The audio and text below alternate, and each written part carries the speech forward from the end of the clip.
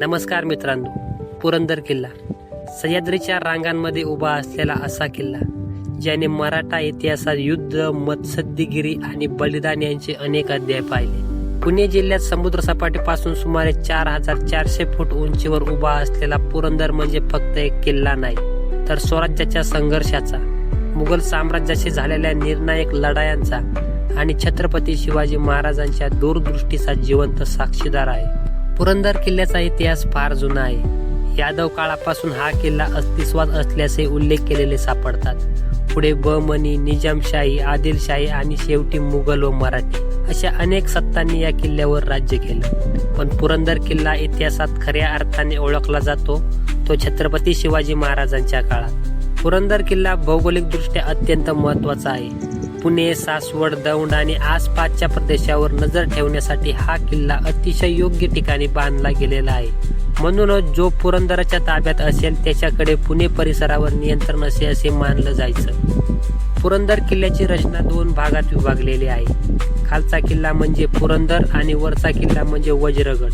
वज्रगड हा अधिकच उंच, अधिक सुरक्षित आणि अत्यंत भक्कम आहे. दोन्ही किल्ले एकमेकांना जोडले गेलेले असून संपूर्ण परिसरावर नजर ठेवण्यास सक्षम आहेत. वज्रगडाचं नावच ताकदीचं साक्ष देतं, वज्रासारखं मजबूत. छत्रपती शिवाजी महाराजांनी स्वराज्य विस्ताराच्या काळात पुरंदर किल्ल्यावर विशेष लक्ष दिलं. हा किल्ला स्वराज्यासाठी अत्यंत महत्वाचा होता. पण 1665 साली मुघल सरदार मिर्झा राजा जयसिंग मोठं सैन्य घेऊन महाराष्ट्रात आला. त्याचा उद्देश एकच होता, शिवाजी महाराजांना पूर्णपणे पराभूत करायचं. मुघल सैन्याने एकामागून एक किल्ले जिंकायला सुरुवात केली. पुरंदर किल्ल्यावरही जबरदस्त वेढा घातला गेला. किल्ल्याची जबाबदारी मुरारबाजी देशपांडे यांच्याकडे होती. मुरारबाजी म्हणजे पराक्रमाचं दुसरं नाव. मुघल सैन्य किती मोठं असलं तरी मुरारबाजी डमगले नाहीत. वेढा अधिकच तीव्र झाला. मुघल सैन्याने तोफांचा मारा सुरू केला.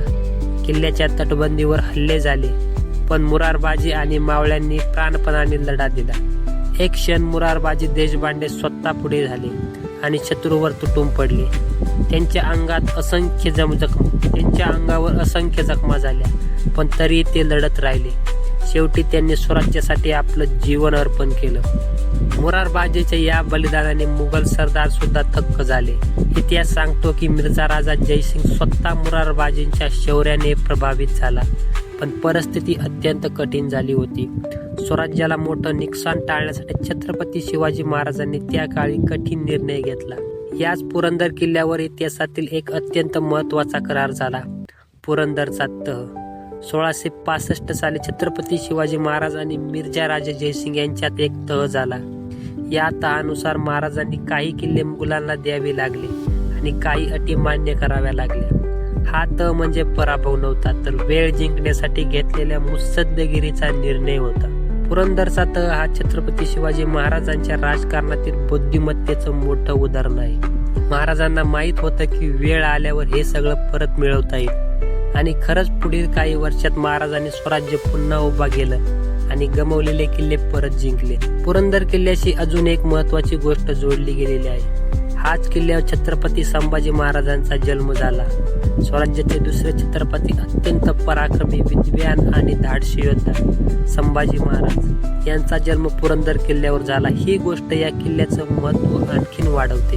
पुरंदर किल्ल्यावर आजही अनेक ऐतिहासिक ठिकाणं पाहायला मिळतात. बुरुज, तटबंदी, दरवाजे, पाण्याच्या टाक्या, देऊळ, या सगळ्या गोष्टी त्या काळातील स्थापत्य कलेचे साक्ष देतात.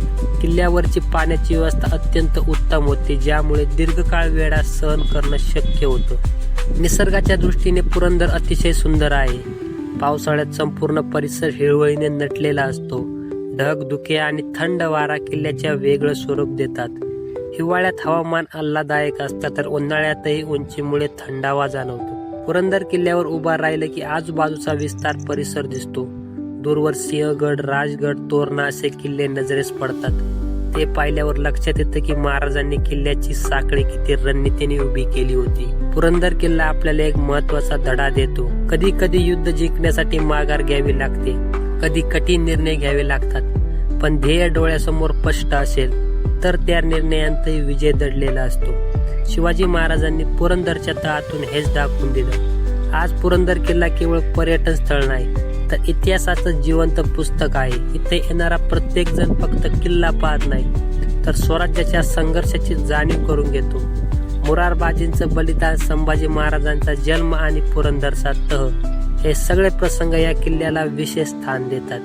पुरंदर किल्ला आजही अभिमानाने उभा आहे, सह्याद्रीच्या रांगांमध्ये इतिहासाचा साक्ष देत आणि प्रत्येक मराठी माणसाला सांगतो स्वराज्य सहज मिळालेलं नाही, ते मिळवण्यासाठी पराक्रम, त्याग आणि बुद्धी यांची गरज असते. पुरंदर म्हणजे शौर्य, मत्स्यगिरी आणि स्वराज्याच्या संघर्षाचा प्रतीक आहे. तर मित्रांनो, तुम्हाला व्हिडिओ कसा वाटला कमेंटमध्ये नक्की सांगा. तर आणि चॅनलवरती नवीन असाल तर प्लीज चॅनलला सबस्क्राईब करा. तर मित्रांनो, भेटूया एका नवीन किल्ल्याच्या नवीन व्हिडिओमध्ये. तोपर्यंत जय शिवराय.